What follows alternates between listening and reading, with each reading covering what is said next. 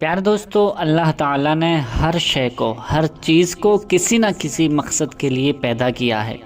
ایسے ہی اللہ پاک نے اپنے نبی کریم صلی اللہ تعالیٰ علیہ وسلم پر قرآن مقدس کو اتارا تاکہ اس سے لوگ رہنمائی پا سکیں اور اس کو پڑھ کر سبق حاصل کر سکیں اور وہ نیک راستے پر چلنے لگیں۔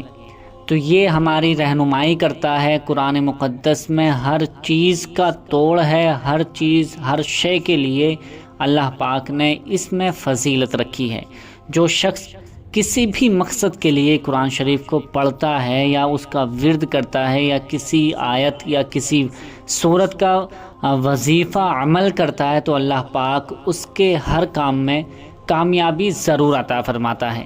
تو پیارے دوستو، میں آج کی اس ویڈیو میں آپ کی خدمت میں ایک قرآنی وظیفہ لے کر حاضر ہوا ہوں، اور یہ قرآنی وظیفہ اتنا زیادہ طاقتور، اتنا زیادہ اثردار ہے کہ جو شخص اس کو اس طرح سے، جس طرح سے میں بتانے والا ہوں، اس طرح سے 3 دن کر لے، انشاءاللہ بڑی سے بڑی حاجت پوری ہو جائے گی، مشکلیں آسان ہو جائیں گی، غربت گھر سے ختم ہو جائے گی، غریبی ختم ہو جائے گی، پریشانیاں دور ہو جائیں گی، اور جو بھی حاجت اللہ پاک کی بارگاہ میں مانگے گا، اللہ رب العزت اس کی ہر بڑی سے بڑی حاجت کو پورا فرما دے گا۔ یہ قرآنی آیت، قرآنی وظیفہ اس قدر پڑھا جاتا ہے اور اس سے لوگ فائدہ حاصل بھی کرتے ہیں، اور جو لوگوں کو جن لوگوں کو معلوم ہے قرآن مقدس سے ہر شے کا، ہر چیز کا ذکر ہے، تو قرآن مقدس کی اس آیت کا، اس سورہ کا کس طرح سے ورد کرنا ہے، پڑھنا ہے، اور اس کا پورا طریقہ کیا ہے کہ جس کی وجہ سے، جس کو پڑھ کر ہم اپنے ہر بگڑے ہوئے کام کو بنا سکتے ہیں، اور اللہ رب العزت اپنے بندوں پر رحمت فرماتا ہے۔ جو قرآن مقدس کو پڑھتا ہے اس سے محبت کرتا ہے اور قرآن مقدس کو اپنا آئیڈیل بنا لیتا ہے، اللہ رب العزت اس کی ہر پریشانی کو دور فرما دے گا۔ اس پیارے سے وظیفے کو کرنے کے لیے کیا کیا ضروری ہے اور اس کا پورا طریقہ کیا ہے، میں آپ کو آج ہی اسی ویڈیو میں بتانے والا ہوں۔ آپ سے گزارش ہے کہ بنا اسکپ کیے اس ویڈیو کو پورا ضرور دیکھ لیں، آخر تک اس ویڈیو کو دیکھ کر، سمجھ کر تبھی وظیفہ عمل کریں، ورنہ آپ چھوڑ کر ویڈیو اسکپ کر کے اگر ویڈیو کو دیکھیں گے تو آپ کو اس کا پورا طریقہ جو ہے، پورا مکمل طریقہ سمجھ نہیں آئے گا، اور آپ کو جب اگر کسی بھی کام کا مکمل طریقہ سمجھ نہیں آئے گا، اس پر پوری آپ اسٹڈی نہیں کرو گے تو آپ کو کوئی بھی کامیابی نہیں ملنے والی ہے۔ اس لیے آپ پہلے سمجھ لیجئے، سمجھنے کے بعد اس پر عمل کریں کہ کس طرح سے پڑھنا ہے، کس طرح سے کرنا ہے، اور کب پڑھنا ہے، یہ کون سا وقت ہوتا ہے عمل وظائف کرنے کا، کون سا وقت ہے، کیونکہ ہر وظیفے کا عمل یا ہر وظیفہ یا ہر عمل کا وقت جو ہوتا ہے وہ الگ الگ ہوتا ہے، اور اس کے ہی طریقے پر ہر کسی عمل کا، ہر کسی وظیفے کا طریقہ بھی الگ ہوتا ہے۔ تو اس لیے آپ اس کا طریقہ سمجھ لیجئے، اس کا وقت بھی سمجھ لیجئے، کب پڑھنا ہے اور کیسے پڑھنا ہے، اس کا پورا طریقہ میں آپ کو بتانے والا ہوں۔ آئیے شروع کرتے ہیں، اللہ کے نام سے شروع جو بہت مہربان، رحمت والا۔ پیارے دوستو، اللہ تعالیٰ نے قرآن مقدس انسان کی رہنمائی کے لیے عطا فرمایا ہے، اتارا ہے، اس سے ہر شخص کامیاب ہو سکتا ہے۔ اور آج کل تم آپ دیکھ رہے ہیں سائنسدان جو بھی جتنی بھی ترقی کر رہے ہیں تو وہ قرآن مقدس کو پڑھ کر اس کی فضیلت اور اس کے رہنمائی، قرآن شریف کو سمجھ کر وہ ساری سائنس جو ہے وہ آج کامیاب ہو رہی ہے۔ تو ہمیں بھی چاہیے کہ قرآن مقدس کو صحیح طریقے سے سمجھ کر پڑھیں، انشاءاللہ آپ کو بہت زیادہ فائدہ ہونے والا ہے۔ اس کا طریقہ کیا ہے؟ سب سے پہلے کسی بھی نماز کو آپ کو ادا کرنا ہے، پڑھنا ہے، یعنی فجر کی نماز ہو، ظہر کی نماز ہو، عصر کی ہو یا مغرب کی ہو یا عشاء کی ہو، کوئی سی بھی نماز آپ کو ادا کرنی ہے۔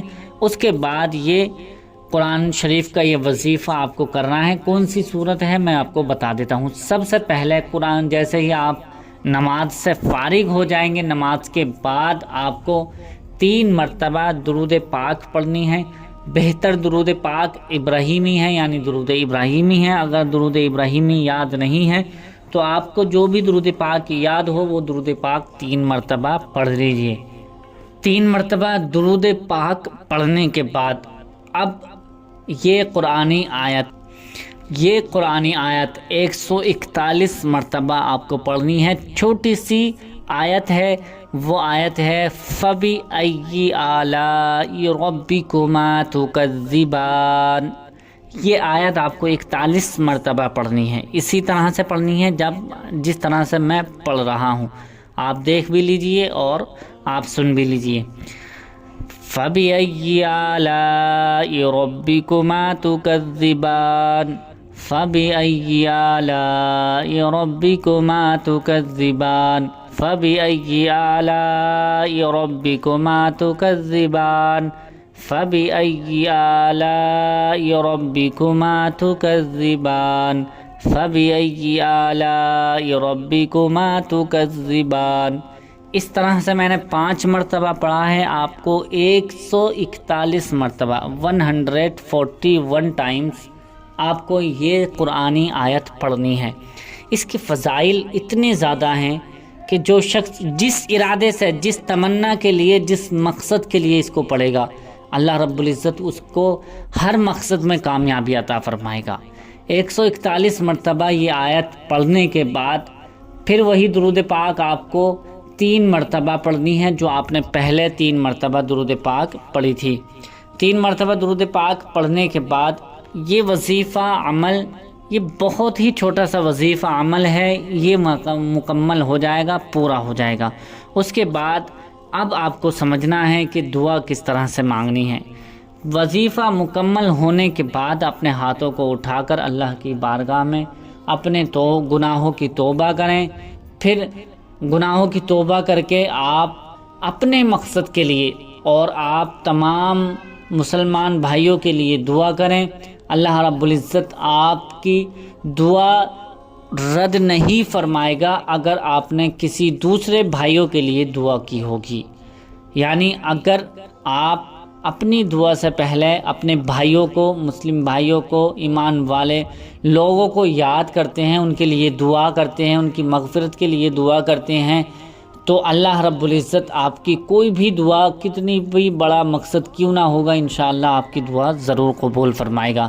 تو آپ کو یاد رکھنا ہے کہ اپنے گناہوں کی توبہ کرنی ہے، پھر تمام لوگوں کے لیے، تمام مومن بھائیوں کے لیے دعا کرنی ہے، پھر اس کے بعد اپنے مقصد کے لیے دعا کرنی ہے۔ انشاءاللہ کتنا بھی بڑا مقصد کیوں نہ ہوگا وہ آج پورا ہو جائے گا۔ امید کرتا ہوں کہ یہ ویڈیو آپ کو پسند آئی ہوگی۔ پسند آئی ہے تو اسے لائک کر کے شیئر ضرور کر دیں۔ ملتے ہیں اگلی نئی ویڈیو میں۔ اللہ حافظ۔